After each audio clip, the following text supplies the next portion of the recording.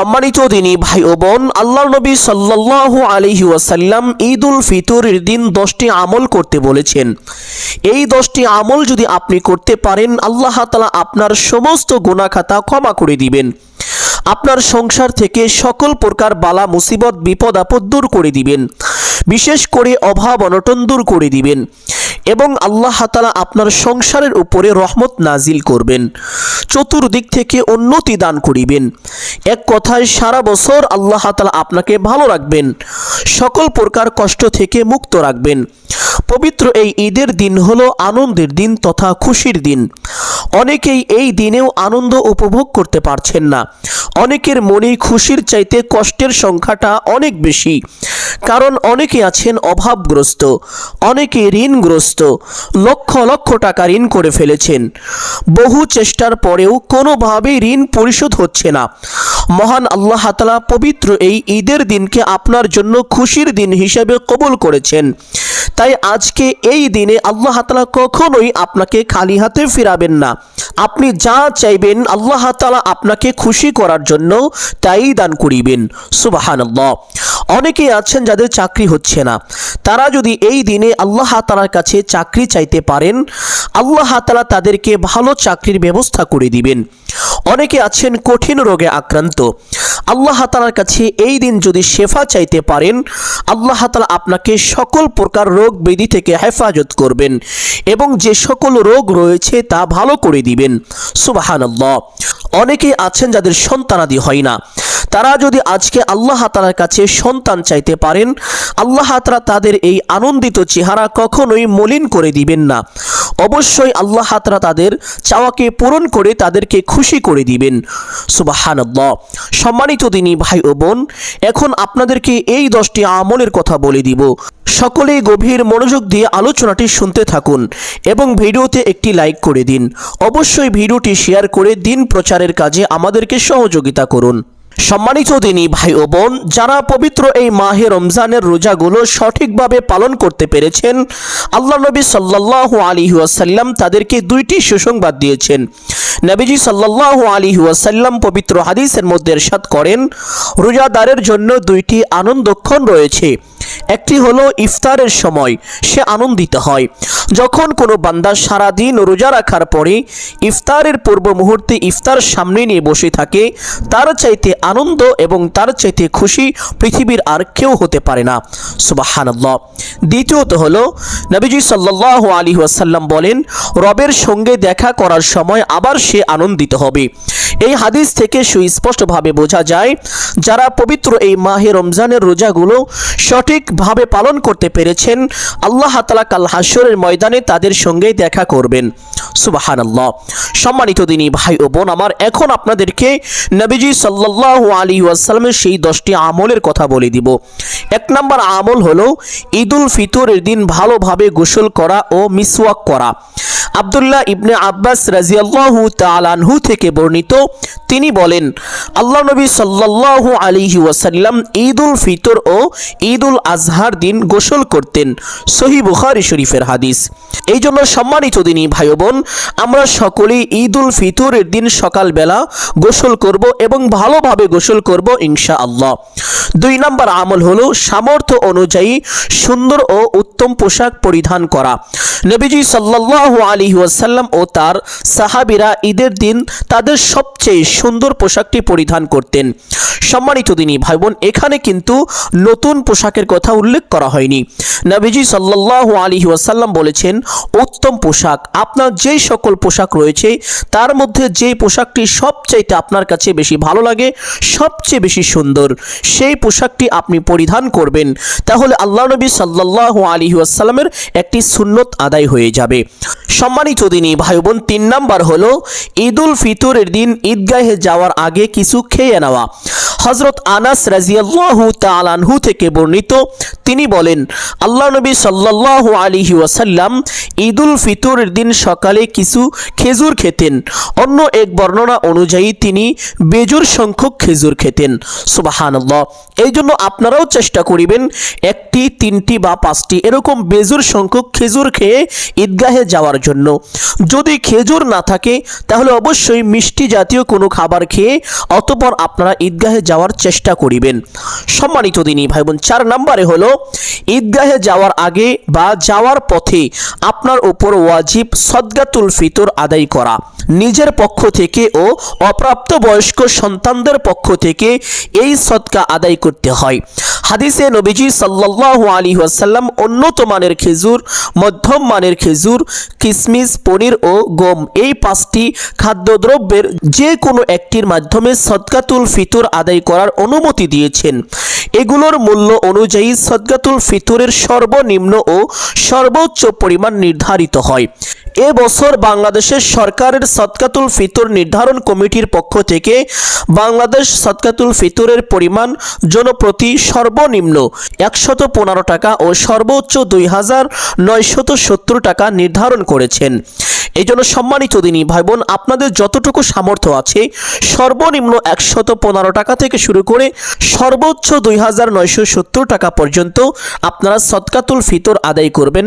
সদকাতুল ফিতর টাকা দিয়ে আদায় করলেও হবে, আবার যদি আপনি চান নবীজি সাল্লাল্লাহু আলাইহি ওয়াসাল্লাম যেই 5টি খাবারের মাধ্যমে সদকাতুল ফিতর আদায় করতেন, আপনারা চাইলে এই 5টি খাবার দিয়েও সদকাতুল ফিতর আদায় করতে পারেন, কোনো সমস্যা নেই।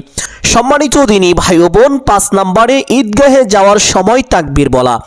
আল্লাহ তাআলা রোজা শেষে রোজা রাখার তৌফিক দেওয়ার জন্য শুকরিয়া স্বরূপ তার বরত্ব ঘোষণা করার নির্দেশ দিয়ে বলেছেন, এবং তিনি তোমাদেরকে যে হেদায়েত দিয়েছেন তার জন্য আল্লাহর বরত্ব ঘোষণা করো এবং শুকর আদায় করো। সম্মানিত দিনী ভাই বোন, এই তাকবীর কখন বলবেন আপনাদেরকে সঠিক নিয়মটি বলে দিচ্ছি। আজকে ধরুন পবিত্র মাহে রমজানের 30 রোজা তথা সর্বশেষ রোজা। আজকে রাতে শাওয়াল মাসের চাঁদ উঠে যাবে তথা পবিত্র ঈদ উল ফিতরের চাঁদ উঠে যাবে। চাঁদ উঠে যাওয়ার সাথে সাথে যখনই আপনি জানতে পারবেন চাঁদ উঠে গিয়েছে, বা আপনি দেখতে পারবেন বা খবরে শুনতে পারবেন, শোনা মাত্রই আপনি এই তাসবিহটা পাঠ করা শুরু করবেন।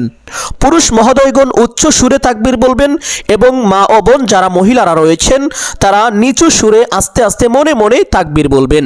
তাকবীরটা আমি বলে দিচ্ছি, সকলেই গভীর মনোযোগ দিয়ে শুনুন এবং মুখস্থ করে রাখার চেষ্টা করুন।